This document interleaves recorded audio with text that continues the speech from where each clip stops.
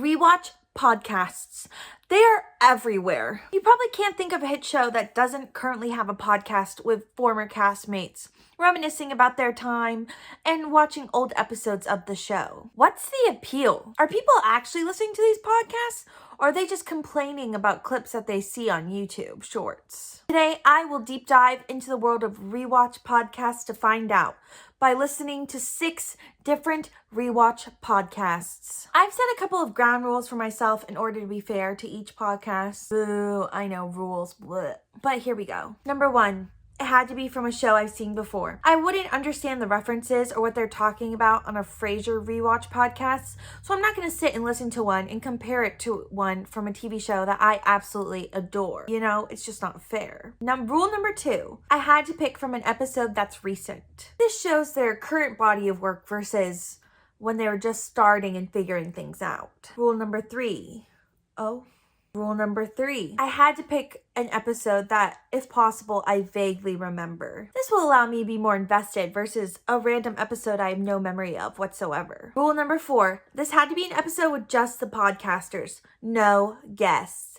This ensures I'm getting an accurate picture of the podcast versus a special episode. Now, let's get into the podcasts in form of a ranked list. Number 6, How Rude Tanneritos. How Rude Tanneritos is a podcast starring Jodie Sweetin and Andrea Barber as they look back on their former episodes of Full House. It is produced by iHeartRadio, and it's definitely the most heavily rewatch themed podcast of the group, and my least favorite. The episode I listened to was episode 22, DJ Tanner's Day Off, episode 22, Recap, which is the season 1 finale of Full House. Now, I don't really remember much of the episodes from Full House, and I can't say I remembered this one either, already breaking a rule, but I listened to it anyway. The podcast starts the recap at the 8-minute mark and discusses episode playback in minute-by-minute, beat-by-beat discussions that are so in-depth you feel like you're just listening to an audio description of the episode. They don't have the best memory of behind-the-scenes facts or interesting things that happened because they were just kids during the time of filming. I wasn't a religious Full House fan, but maybe this would appeal to you if you were one of the kids that stayed up late at night to watch Nick at Night instead of sleeping. I wasn't allowed to have a TV in my room, thank you very much, Mom. But to me, listening to them talk about how they couldn't believe this happened over and over and over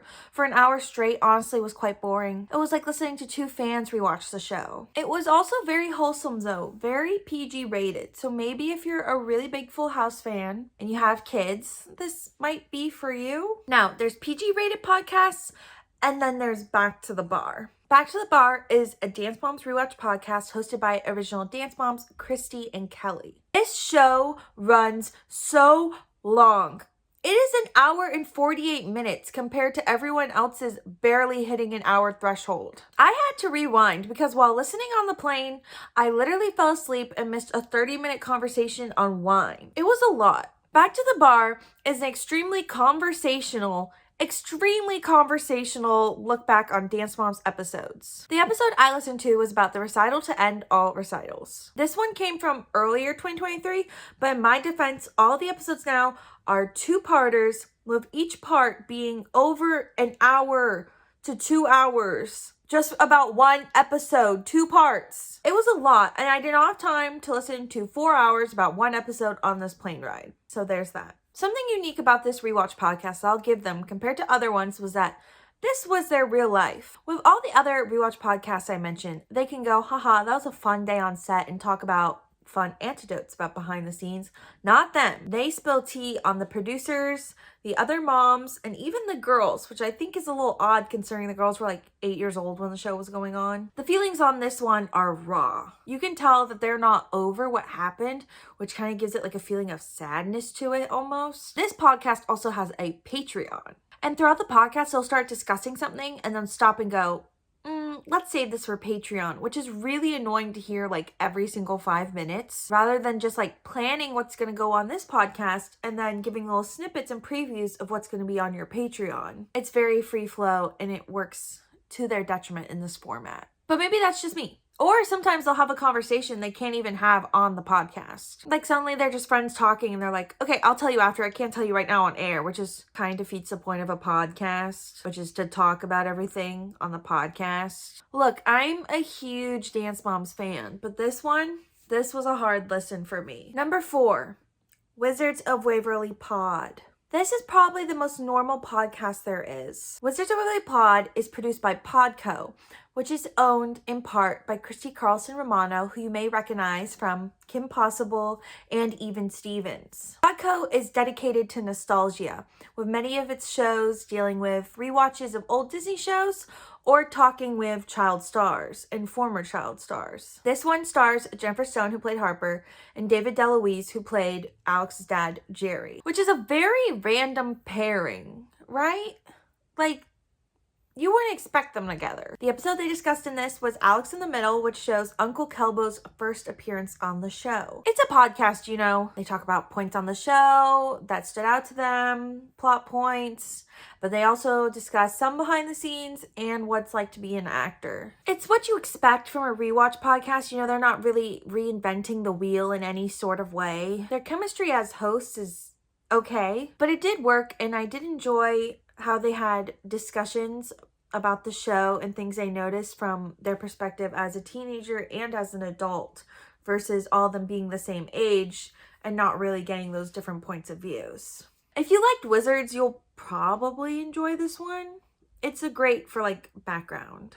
Number 3, Office Ladies. Office Ladies is another very traditional rewatch podcast, and as someone who is a huge fan of the show, I was very excited to check it out. It's produced by Earwolf, and it stars Angela Kinsey, who plays Angela, and Jenna Fisher, who plays Pam. This episode was Dwight Schrute, acting manager, which was a favorite of mine. This podcast is fairly popular from what I can tell, because compared to the last ones I've listened to, there were a lot more ads. The recap didn't start until 15 minutes in, and they spent the beginning of the episode talking about what critics said about the episode and also about deep dives on topics that were featured in the episodes, like piranhas. They have great chemistry as hosts and clearly are best friends in real life. They also have a lot of connections within the show, which is also really nice to listen to. They're able to reach out to former producers and former writers and former directors and ask questions and get behind the scenes tidbits that I haven't heard from other rewatch podcasts. This one's a really easy listen, and if you're a fan of The Office, I'd highly recommend.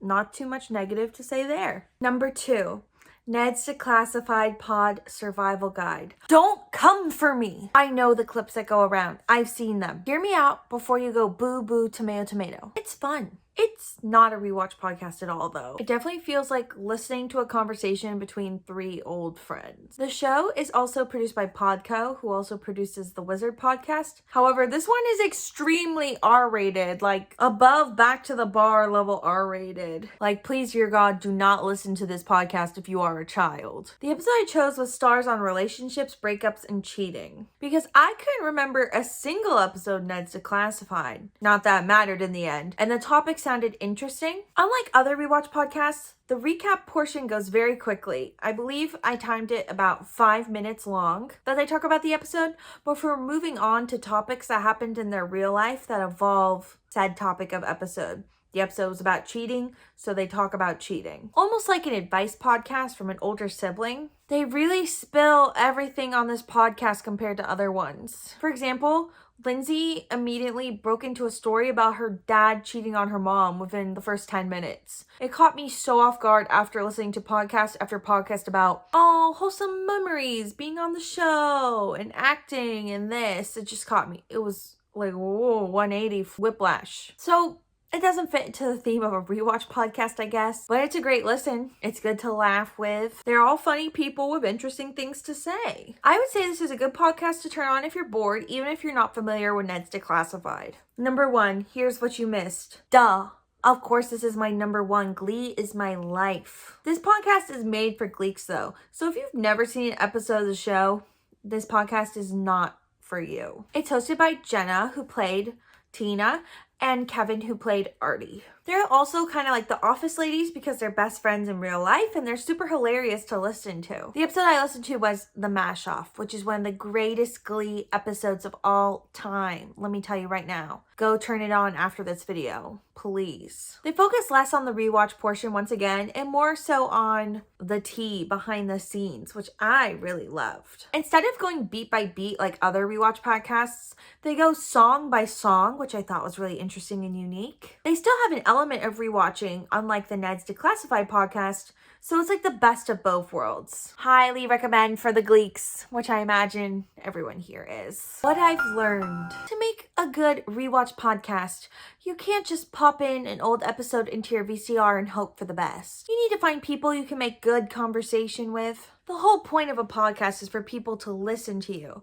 And if you're boring, there's no point. You cannot rely on the episodes for content. People don't want to sit and listen to beat by beat explanations of your episode. They want to listen to you. They want to know the tea. They want to know the gossip. They want to know a little bit about the episode and then what it was like.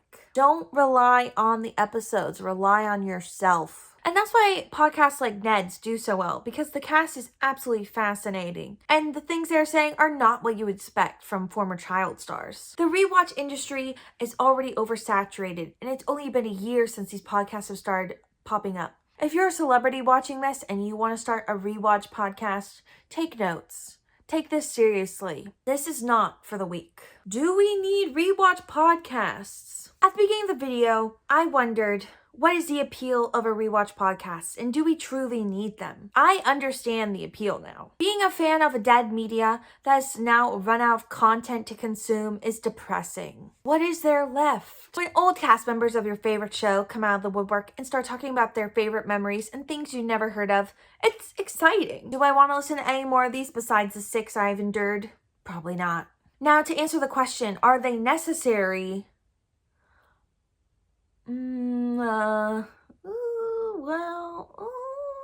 Thank you for watching. Make sure to like and subscribe if you had fun, and I hope to see you next time. I appreciate you.